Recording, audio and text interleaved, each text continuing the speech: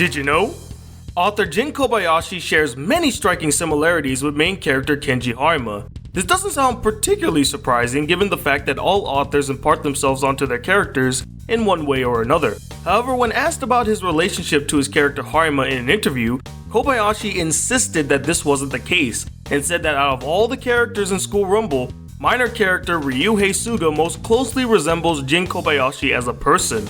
This has led fans to wonder whether Kobayashi was perhaps joking, as both he and Harima look similar, dress the same way, and even have some of the same habits, like forgetting your manga. In an unrelated discussion during the aforementioned video interview, Kobayashi tells of a time he accidentally left one of his manuscripts for School Rumble at a restaurant.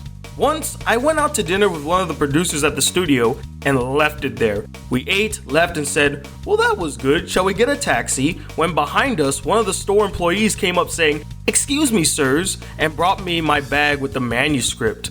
Perhaps ironically, Kobayashi, like Harima, is simply somewhat shy about his personal connections to his work.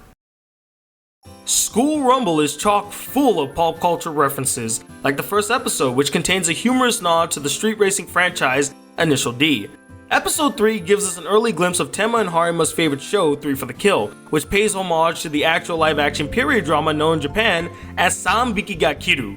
Koji Yakushimaru, the actor character in School Rumble who plays the wandering samurai man Goku, gets his name from the real-life actor Koji Yakushu, who played the righteous Ronin Sengoku in Sanbiki ga Kiru, beginning in the late 80s. When the show inspires Tenma to shoot love letters attached to arrows at Kurosama, Harima is forced to dodge her shots in a manner blatantly reminiscent of the Matrix films. Episode 8 of Season 1 holds an obvious Star Wars spoof in the form of a TV program called Comet Wars, which is also a playful reference to the anime's producer, Studio Comet. Another joke at the company's expense can be seen in Episode 7 of the second semester when Harima, after applying for a job at Studio Hamit, barely makes it out of the building alive, screaming, "Animation is no kind of job for a human being." Speaking of second semester, one of the Funimation trailers for the then upcoming second season is a dead-on parody of the theatrical trailer for the landmark Japanese film Battle Royale. But perhaps the most interesting reference comes from Season 2,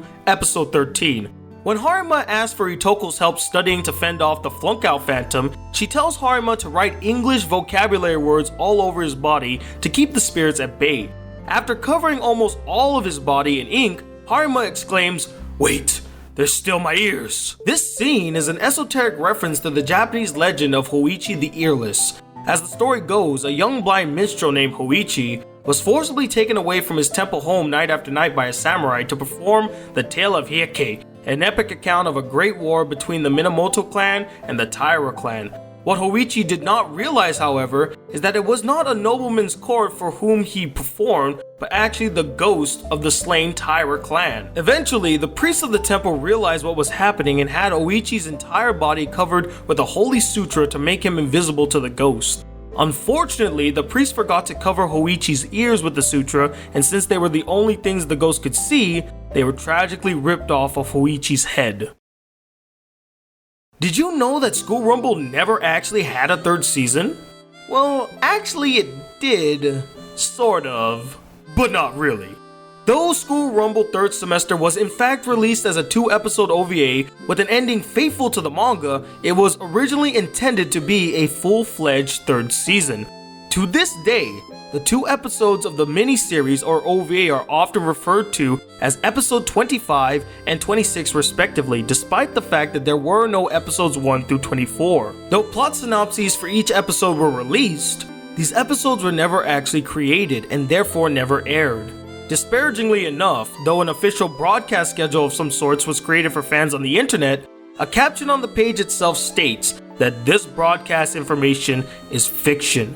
Many frustrated fans have cited fan subbing's detrimental effects on production companies as the cause, and have pointed to the fact that Japanese licensor Media Factory took significant legal action towards sites like AnimeSuki in the mid-2000s to curb illegal downloading of their intellectual property.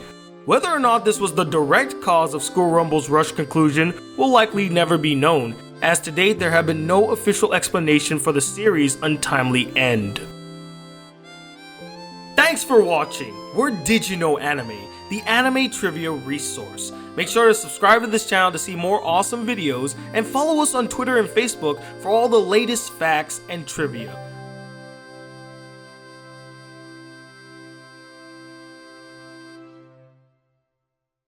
My name is Tony Whatley II, also known as the Black Critic Guy here on YouTube. I review movies and anime on a weekly basis, and if you would like to see or hear more of me, come check me out at my channel. And before I leave, I just want to say, School Rumble is my favorite anime of all time, and I love it to death. And if you haven't seen it yet, please do yourself a favor and go watch that epic masterpiece of a show.